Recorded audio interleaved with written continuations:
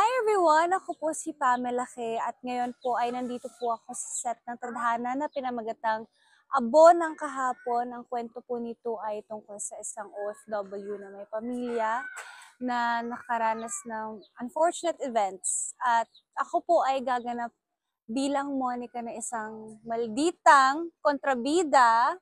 So abangan po ninyo ito at ang makakasama ko po dito ay si Miss Chris Berna, si Rob Gomez, Miss Raquel Pareño at marami pa pong iba.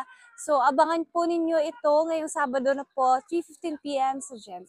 Thank you! Ano ba? Ayos ka! Ken! Ikaw babae ka ha? Sumusobra na yung sampal mo! OA ka na! Ayos ka! Nangiya! Total naman, ayaw magsalita ng tuwag mong asawa. Ako nang mag-iitlog ang katotohanan. Umuwi ka ng babae ka bago pa kita mabugbog!